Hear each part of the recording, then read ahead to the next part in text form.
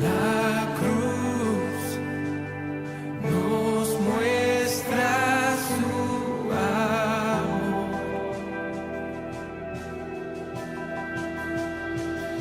Venció la muerte con poder.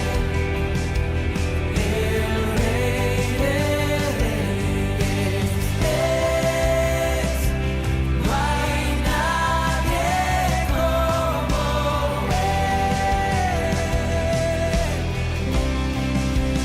Ven a adorar al que resucitó, la luz del mundo que nos rescató.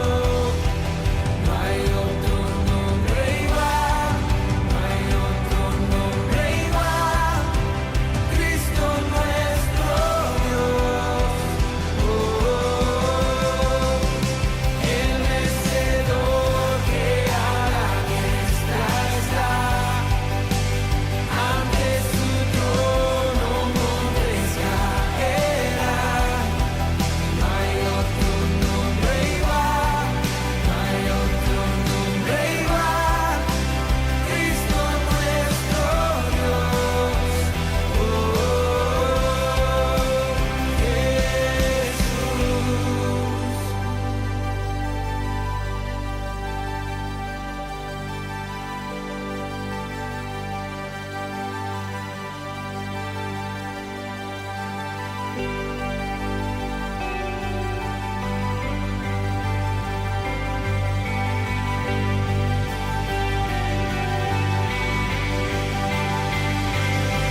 con tu poder se rompen cadenas,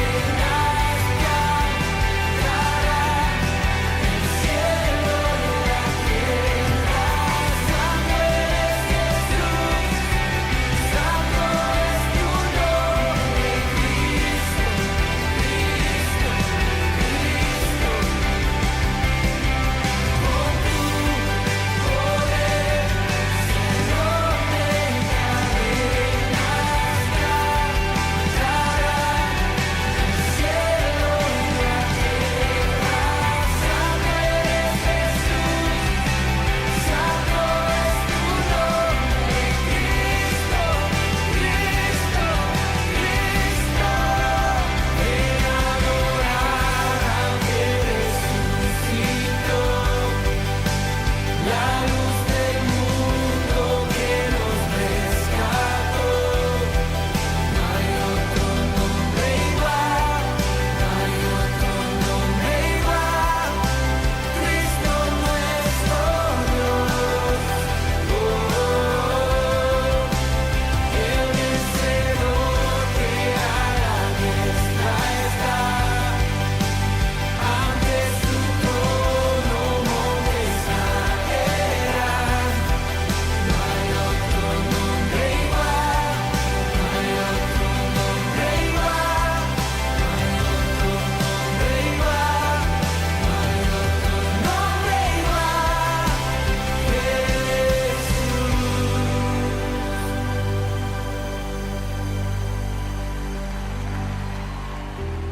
Hola iglesia, hola familia, ¿cómo están?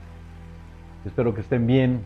Ha sido una semana muy fuerte, una semana muy triste. El terremoto de Turquía y de Siria, sabes que una gran cantidad de muertos, mucho sufrimiento, hay una enorme necesidad. Están pasando esto y además es un tiempo de muchísimo frío, está nevando, sabes, necesitamos orar por ellos y necesitamos, si podemos ayudar, sabes que no dudo que lo podamos hacer. Este es el momento de hacerlo y quiero recordarte algo que no se nos puede olvidar. A veces nos preguntamos qué es lo que está pasando, por qué suceden estas cosas. Todo esto que pasa solamente nos recuerda una cosa. Aquí en su palabra, Dios nos dice que su regreso, el regreso de Cristo, está muy cerca. Debemos de meditar en esto. Amén. Y les quiero pedir una disculpa. En el mensaje pasado les di mal un dato. No era Steve Jobs, por favor, lo dije mal. Era Bill Gates. te pido por favor que me disculpes y vamos a iniciar. Permítame iniciar. Con esto, hace algún tiempo me subí a un elevador de un edificio y está uno acostumbrado cuando subes a un elevador de picar en el piso donde quieres llegar, pero me llamó la atención que ahí en el elevador había un asiento, un banco ahí para una persona que incluso se estaba comiendo una torta y este hombre manejaba el elevador y me preguntó que a qué piso iba. Y sabes, yo me puse a pensar, todos los trabajos son dignos, pero me puse a pensar, qué terrible trabajo, qué aburrición. Arriba, abajo, como que a mí no se me antoja tener un trabajo así. Y lo que menos se antoja, ¿sabes? Y es peor, tener una vida así.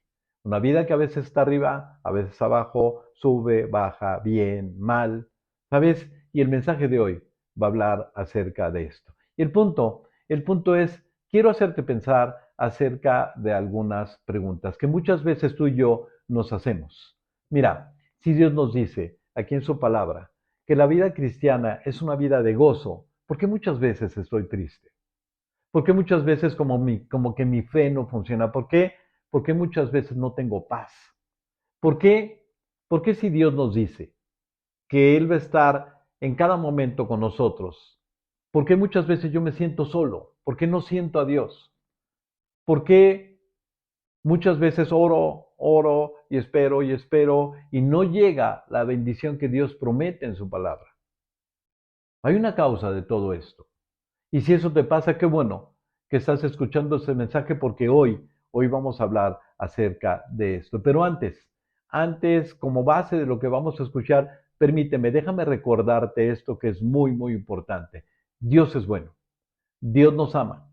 Y todo lo que nos dice está lleno de su amor. Mira, cuando Él piensa en ti y en mí, solamente piensa en hacer y en darnos bien. Dice en el libro de Jeremías, pues yo sé los planes que tengo para ustedes. Está hablando Dios, dice, yo sé los planes que tengo para ustedes, dice el Señor. Son planes para lo bueno y no para lo malo. ¿Escuchaste bien? Son planes para lo bueno y no para lo malo, para darles un futuro y una esperanza. Eso es lo que Dios quiere acerca de ti y acerca de mí. Y eso es lo que ha planeado Dios para ti y para mí. Pero pienso que hemos malentendido su amor.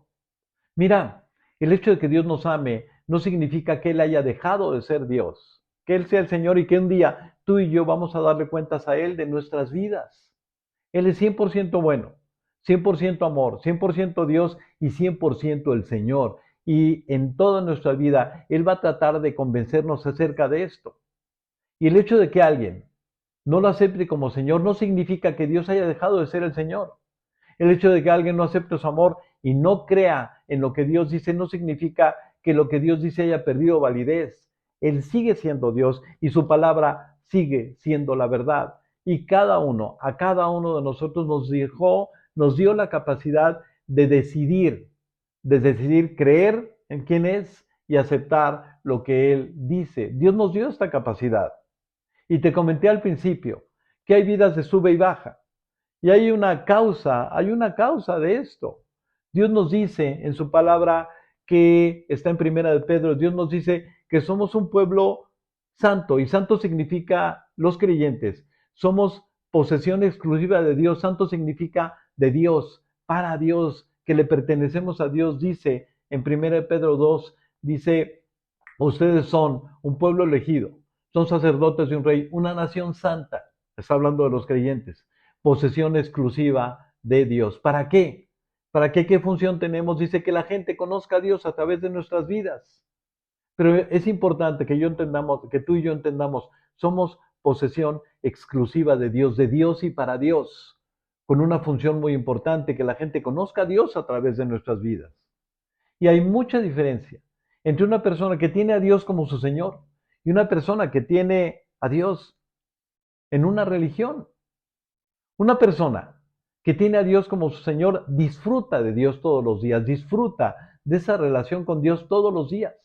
Pero una persona que tiene una religión, que ha hecho de Dios una religión, ¿sabes? Muchas veces los domingos se acuerda de Él, pero de lunes al sábado vive ignorándolo, siendo su propio Dios. La pregunta es, ¿disfrutas de Dios o tienes una religión?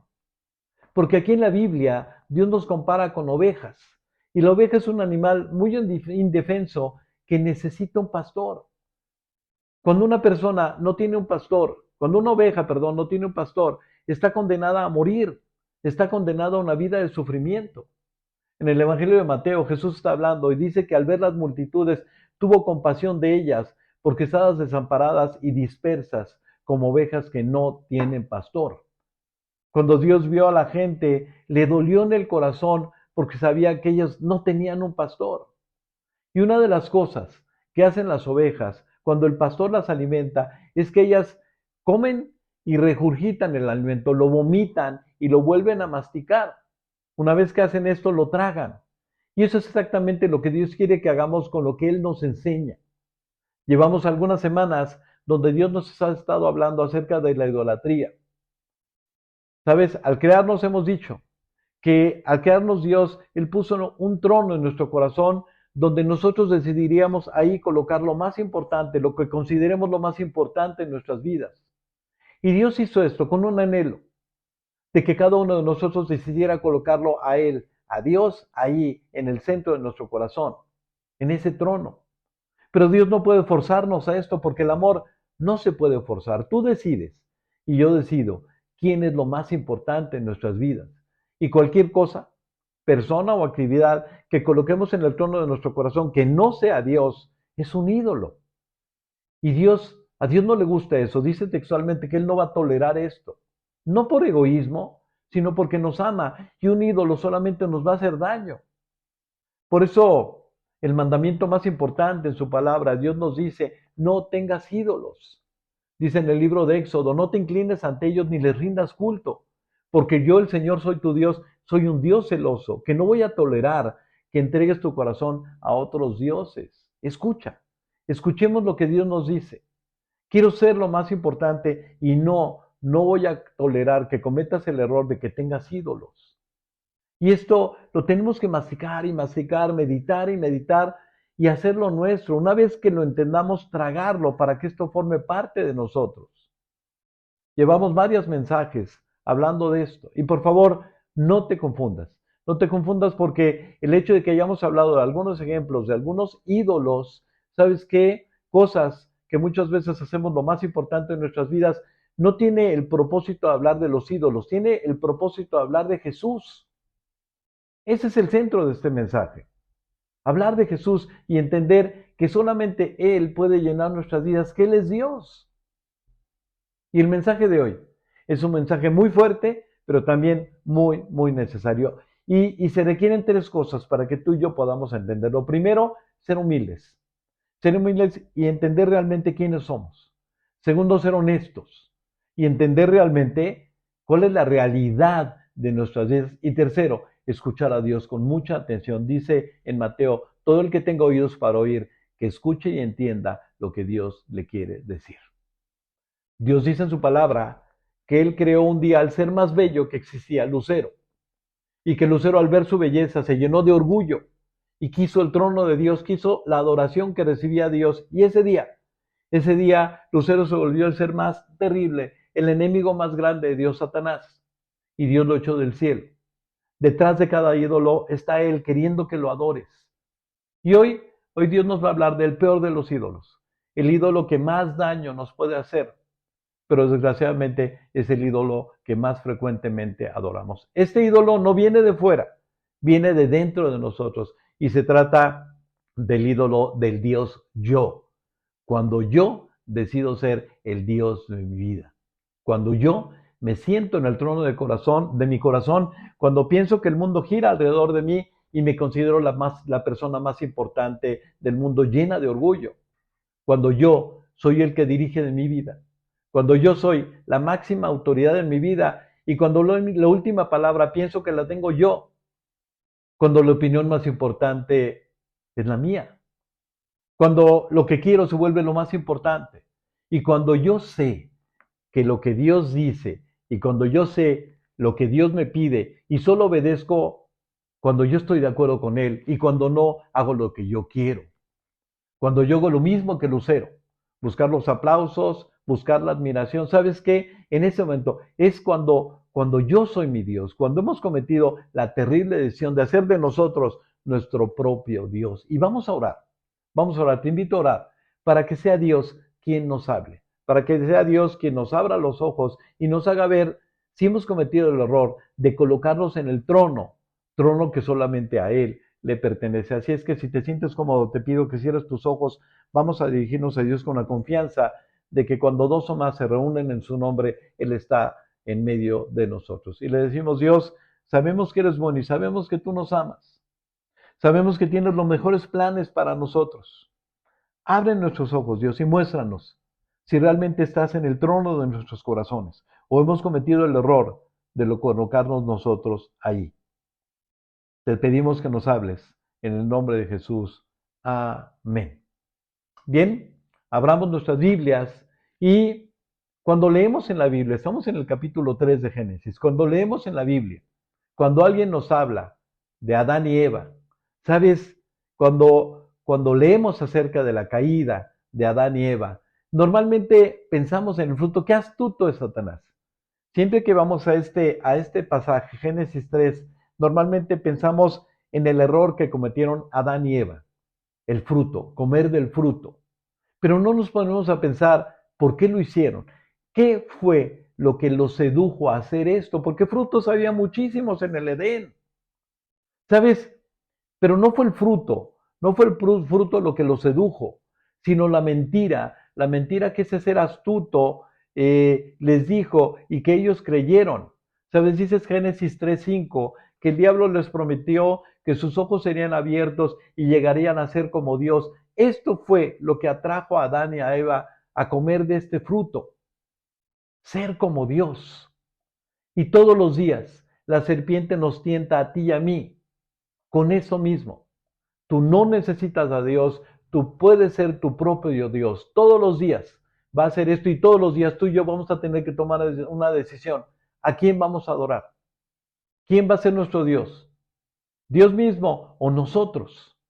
Y Dios nos creó y nos hizo para que fuéramos de Él, para disfrutar de una relación personal con Él, para disfrutar de una intimidad con Él.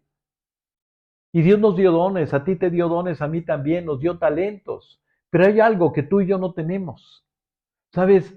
Hay algo que no podemos. Tú no puedes solo, ni yo puedo solo. Yo necesito a Dios. Tú necesitas a Dios.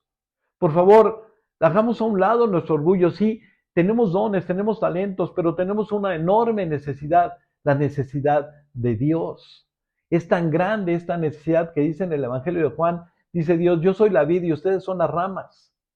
Los que permanecen en mí y yo en ellos producirán mucho fruto porque separados de mí no pueden hacer nada. Dice Dios, me necesitas.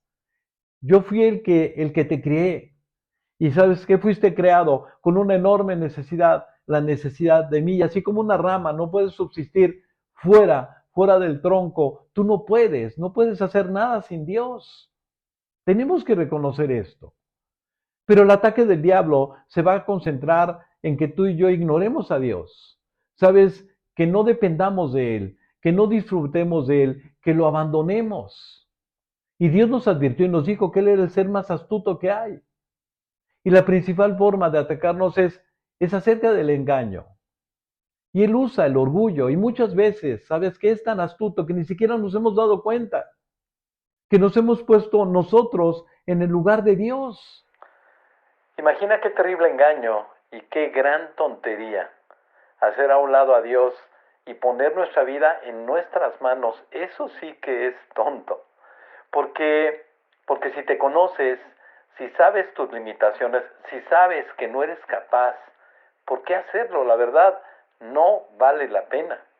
Pero déjame hablarte de algunas cosas que pasan en una persona cuya vida ha sido engañada por el diablo y ha hecho a un lado a Dios y ha decidido él mismo ser su Dios. Déjame hablarte de algunas cosas que suceden en una persona que ha cometido este error, que ha sido engañada por el diablo. Sabes, normalmente, cuando una persona ha caído en esta trampa, no tiene tiempo para Dios. ¿Sabes? Está ocupado, está cansado, tiene cosas más importantes que estar con Dios. No hay tiempo para Dios. Una persona que ha caído en esta trampa normalmente no le importa platicar con Dios.